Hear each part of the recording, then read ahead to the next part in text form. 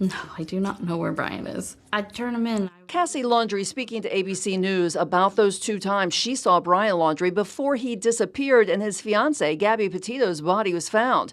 Cassie says Brian came to her house with their parents on September 1st, the day he arrived back in Florida, not driving Gabby's white van, but in the parents' vehicle. I really wish he had come to me first that day with the van because I don't think we'd be here. I worry about him. I hope he's okay, and then I'm angry and I don't know what to think. I would tell my brother to just come forward and get us out of this horrible mess. It is unclear if Cassie asked Brian where was Gabby and if he answered.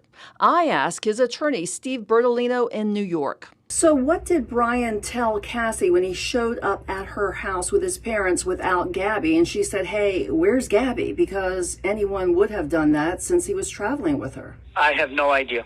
Do you have any idea of what he's told anybody about where she was? I can't comment on that. So he has offered an explanation.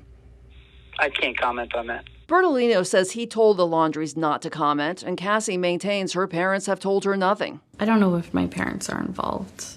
I think if they are, then they should come clean. Bertolino says the Laundries don't know where Brian is, and any suggestion they helped him run away is wrong. I have no idea. We're just hopeful that the FBI and the local police, whoever else is involved, can locate Brian. Cassie says the second and last time she saw her brother was on a family camping trip at Fort DeSoto Park September 6. We just went for a couple of hours and we ate dinner and had s'mores around the campfire and left. And there was nothing peculiar about it. There was no feeling of grand goodbye. There was nothing. I'm frustrated that in hindsight I didn't pick up on anything. It was just a regular visit. I've got nothing. I hope my brother is alive because I want answers just as much as everybody else.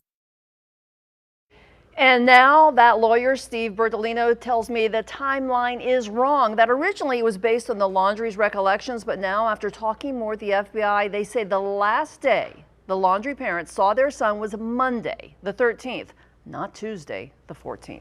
Felicia? So, Terry, what about the alleged sightings of Laundrie on the Appalachian Trail we heard, with one hiker saying he was 99% sure he spoke to Laundrie, who was driving a white truck? Bertolino, the lawyer, tells me it doesn't make sense. Where would Laundrie get a truck, he asks, get money, and says that Laundrie left his wallet with his ID at home. So again, the family lawyer says he doesn't believe it.